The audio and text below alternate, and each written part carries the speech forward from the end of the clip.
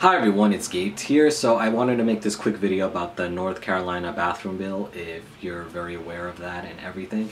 And since I'm pressed for time today, I'm not going to be editing it, so it's just going to be me talking and hopefully move things along, I guess. So yeah, as you might have guessed, it's about the North Carolina bathroom bill and in other states that are trying to pass such bills. And we're hoping that's not going to happen because unless you're passing or like you just don't raise questions when you go to the bathroom that you identify with, this doesn't really affect you that much. But if you're like not passing or you don't want to pass but you still want to be able to use the restroom that you identify with, or like for whatever reason you're not passing or you just seem to raise questions, you're just gonna have a bad time. And this is, my opinions are coming from, just before I give my opinions on the whole situation, just know that my circumstances is that I'm a trans guy with passing privilege. I have to acknowledge that right now. Like, I have passing privilege. I've been passing since I was 3 months on T when my voice dropped and everything, and I haven't raised any questions since, other than the occasional misgendering, but that's how I dress, really. So I just want you guys to know that before like I give my thoughts. Now, it's not so much I'm going to give my thoughts on the bathroom bill itself. I think we can all agree reasonably that it was just not thought through. It's bullshit. It's ridiculous. And their fears are basically unfounded, really. Because I don't see how this is going to stop predators to go into the bathroom, because they're still going to be doing it anyway. The only difference is you're just removing a said innocent demographic from using the restroom. They're still going to be passing in there. So, but that's not really what I want to talk about. I mean, this has been covered to death. There's no reason to keep like beating a dead horse about like such opinion. That's basically where I stand, and a lot of trans people and non-binary people feel that way too. So let's just move on. What I really want to talk about is, I'm sure if you haven't been living under a rock, or if you have a lot of trans friends that share these things, you've seen those pictures where trans guys who have more passing privilege than trans women in general because of testosterone, if they choose to take it, and since the bill is mostly like catered towards trans women who have a much harder time passing in general, who took it upon themselves to use this for like some attention seeking or basically try to make a change in the world, whatever reason. They take a picture of themselves using an iPhone or something, and they go to like the restroom of a ladies' room or like some men's bathroom or wherever the picture takes place, and take a picture and put some text on it through Photoshop or Paint or Lunapic, and basically write out, "Do you want me to be in the woman's bathroom?" Basically implying sexual assault, and basically it was just not thought through, in my opinion, when they post pictures of that. The only picture that I found that really like got the message across was Ryan Casadas, because he's a trans guy who has chosen not to take T because he doesn't feel like he needs to take T, and that's okay.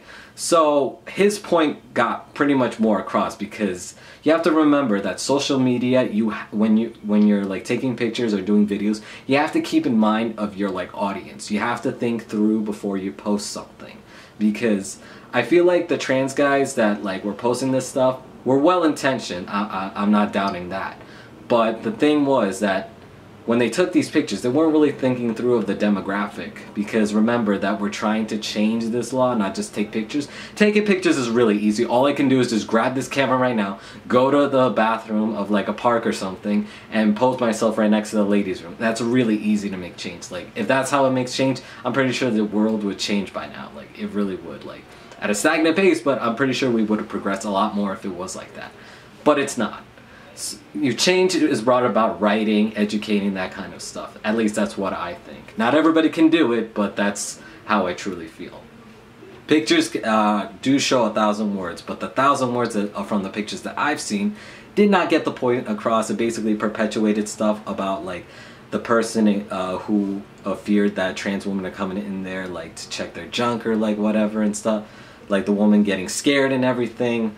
Like, it just basically perpetuated their fear. They were well-intentioned pics, I'm sure, but it just basically perpetuated and confirmed their fears right from the get-go, because they didn't think through what they were trying to get across in pictures. Remember that pictures are a work of art, they're the vernacular, and you have to remember like to keep in mind the audience when you're like taking pictures, like what kind of message do you want to convey, what kind of text do you want to convey to said audience. Because if you were just like taking these pictures and showing it to the trans community to share, congratulations, you got your point across, even though everybody pretty much shared the same opinion, so literally nothing gets done. But if you're trying to bring change from cis people who have no idea of the trans experience, you basically failed. Like, I'm sorry, but you basically came across as like really sexual assaulty and basically perpetuated their rational but real fear in their minds, and basically they're like, okay, because you have to remember about like the perspective of like the cis person. And this is something that like you have to learn to have before you post something on social media, especially if you have like a big audience. So when you post something like that, you have to keep in mind like the audience that you're trying to get across, which are cis people who are in power. Now they have irrational fears, I know that, but they're still in power. It's kind of like having a boss who's really crazy and he doesn't know what he's talking about, but he's the boss and he still has power, you know? And if you were to disagree with him or take a step too far, he still has the power to take away your job for any reason whatsoever and mask it under like, oh, you're not a top performer or something like that. And he just goes on with his merry way, basically showing off that power.